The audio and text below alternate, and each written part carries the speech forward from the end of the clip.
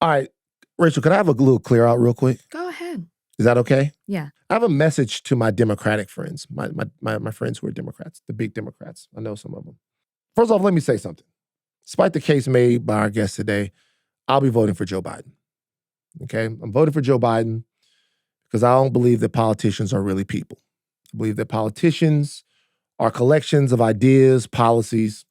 I'm voting for Joe Biden because Joe Biden has an opportunity to win the election. And I look at things like costing us Roe, the assault on voting rights. I look at things like the assault on democracy.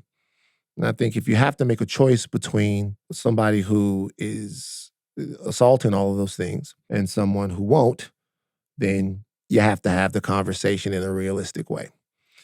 To me, politicians are kind of like porn stars, all right? You don't want to get to know them too much. Once you get to know them too much, ruins the fantasy. It's a collection of things. You don't want to know the person too much. So who you are, to me, doesn't matter as much as the freedoms and the opportunities that you represent.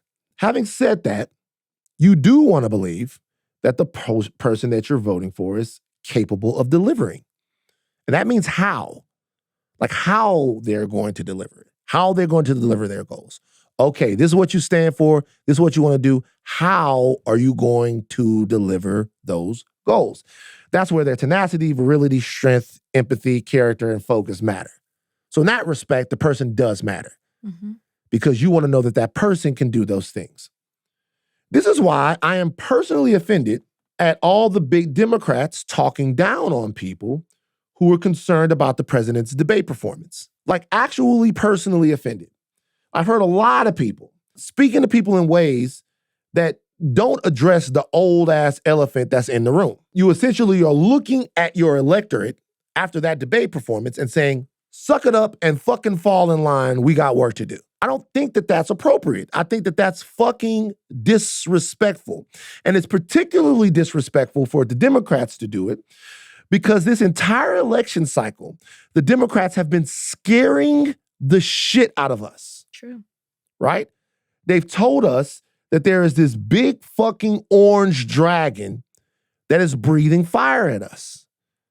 Like breathing big fucking fire at us, right? This fire is going to burn up democracy. It's going to burn up our voting rights, bodily autonomy.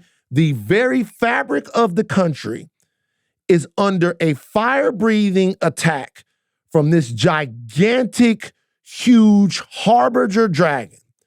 And who do they trot out to fight this dragon? Orville Redenbacher. Literally, gigantic dragon gonna burn up the whole country, and they send out a Walmart greeter to fight the fucking dragon. And we're not supposed to have any concerns. Sure.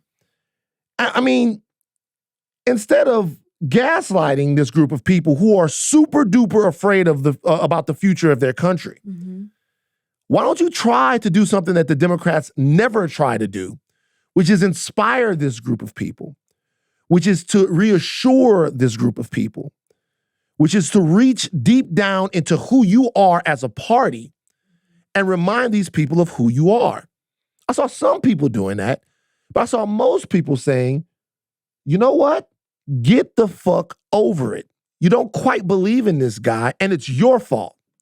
We've made you upset and afraid, rightly so, and it's your fault that the champion of the party doesn't look like he's up to the task. That's fucked up. And it tells me something, that there are a lot of Democrats out there that would rather we were the Kool-Aid drinking cultist imbeciles that we sometimes see on the other side. That we went along with everything, that we never asked any questions, that we never had any problems, that we just took whatever it is that they were serving and asked for more. And that's not the type of electorate that I feel like has been cultivated on the left. Yeah. At least I hope not. It's a group of people that are about information, they're about reality, that don't deny science, that don't want to fundamentally change people's rights. That's what I thought I signed up for. Yeah. And that means there'll be interrogation. of not just ourselves, but of our leadership. And I don't see people being appreciative of that, especially when we all saw something that was bad. So my thing to Democrats is this: instead of scolding, belittling us, and calling us out, come to terms with the reality. And the reality is that the Democratic establishment brought someone to this dance who might break his fucking hip. And if that's who we got to vote for, fine. If that's the only way to preserve bodily autonomy, to preserve voting rights, to preserve democracy, fine. But get this motherfucker ready and get off our backs about it. Because the establishment chose this candidate in 2020, and they chose him again in 2024. They had opportunities to open this up to a primary for different voices or to rotate somebody else in, and they said no. Maybe they did it because they believe that Joe Biden is the only guy who could possibly beat Donald Trump. I don't know enough about it to know whether or not that's true or not. Mm-hmm. But what I do know is I'm not going to act like I don't have eyes and ears for the Democratic Party. I don't work for them. They fucking work for me. That's it. Stop talking down to people. Well said.